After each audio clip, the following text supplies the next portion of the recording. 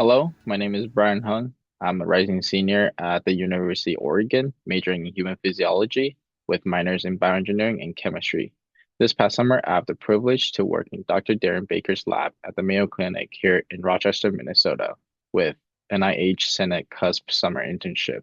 My project was specifically looking at naturally aged spinal cord and its relation to senescent cell burden.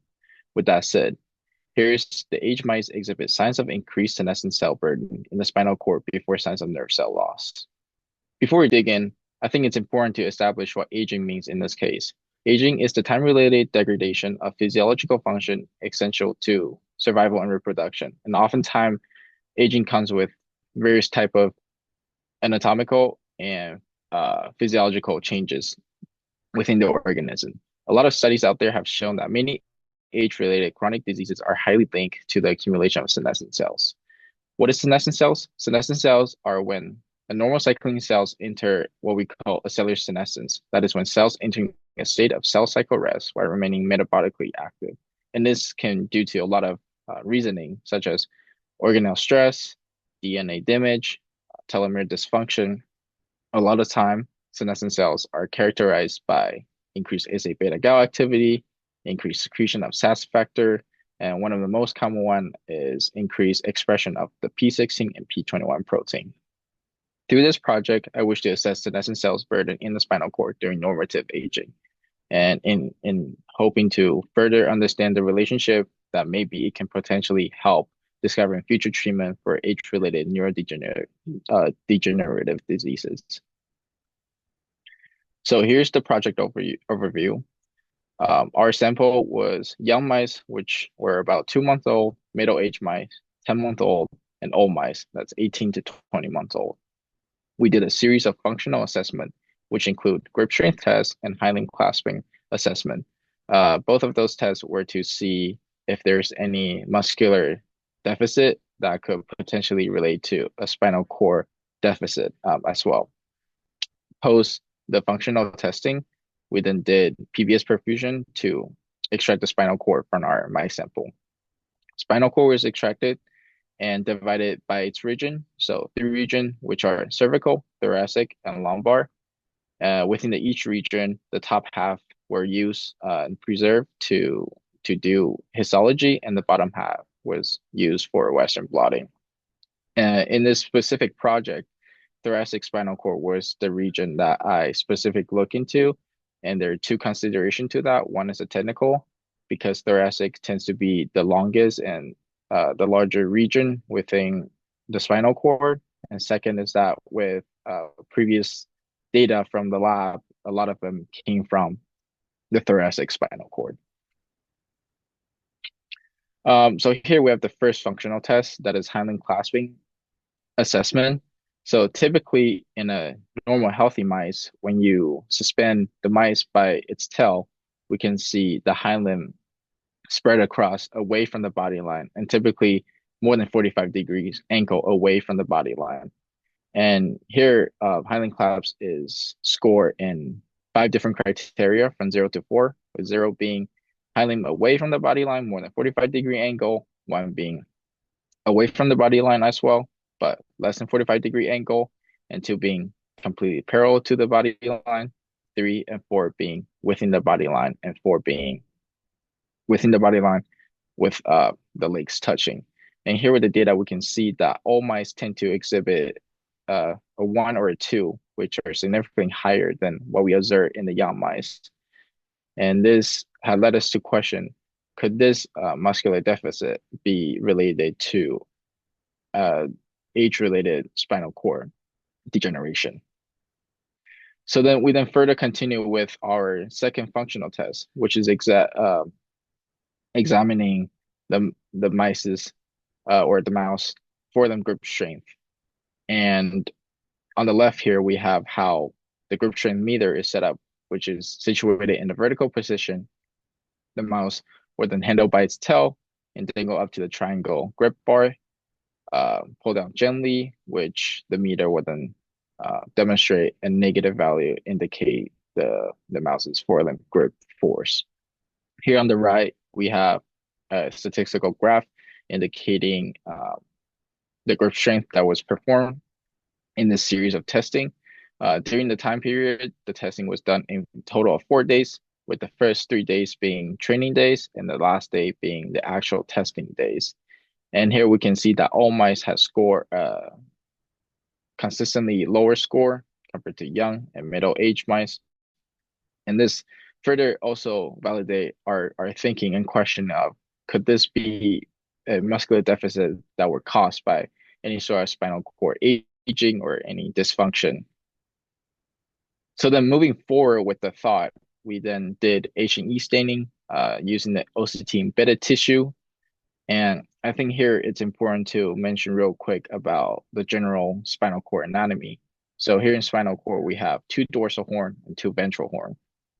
Dorsal horn is where signal tends to get sent in from the peripheral nervous system, where ventral horn is where signal gets sent out to perform those functional or muscular function or any sort of physiological function.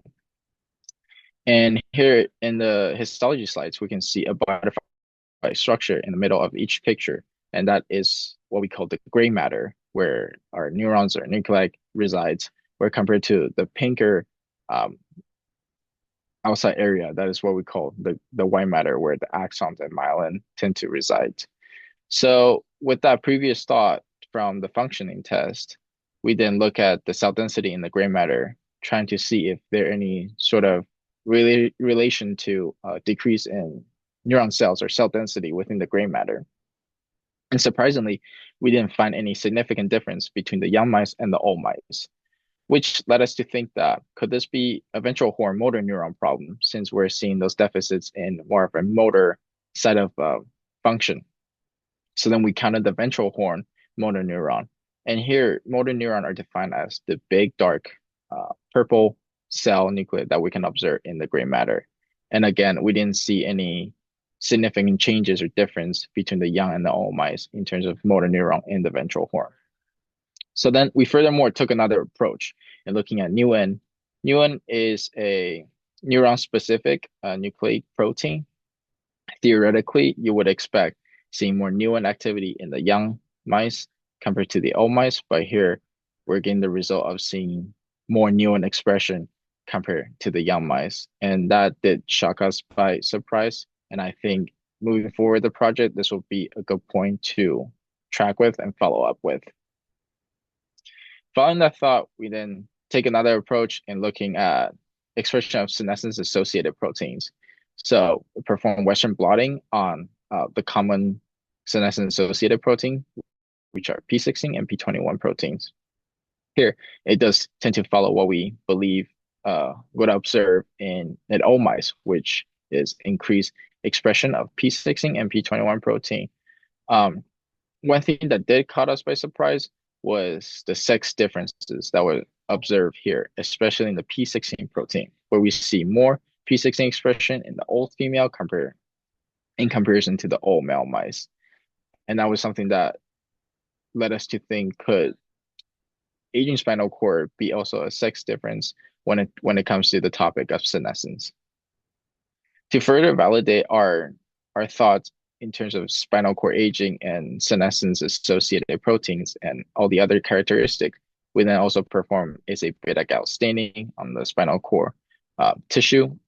Here on the young mice, we see a relatively low staining of blue cells, which blue cells here are indicate SA beta gal positive cells, where on the right here we see the old, which we can see there's an increase of threefold, and that further validate our thought and hypothesis that there is an increased SA beta gal activity in the old mice. So in conclusion, that we can say aged mice exhibit more severe hindling clasping compared to young mice, as well as a lower forelimb grip strength compared to young mice. We can also say that aged mice do tend to express higher senescence related protein and characteristic, but this tends to occur before any indication of nerve cell loss. For future direction, I think it'll be worth it to investigate the effect of senescent cell accumulation on various aspects of neurobiology, such as neuron cell function in the aging spinal cord.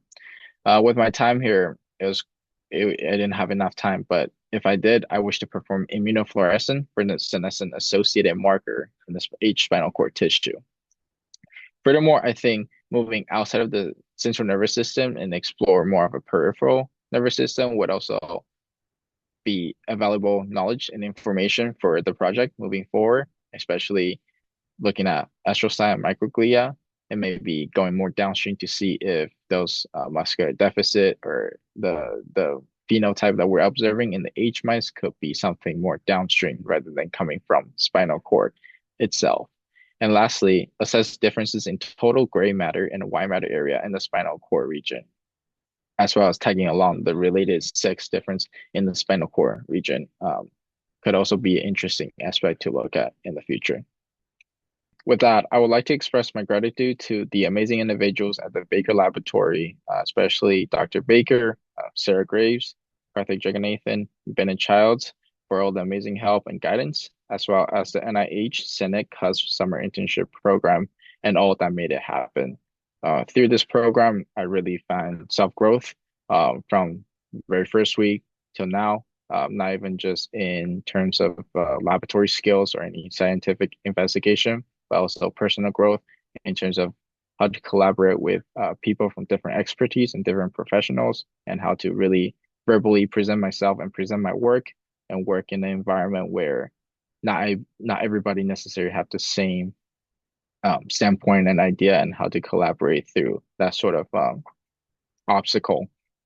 Uh, it really was a very memorable experience that I have, and I'm truly grateful for my time here and anything that may come my way from this experience in the future. Thank you.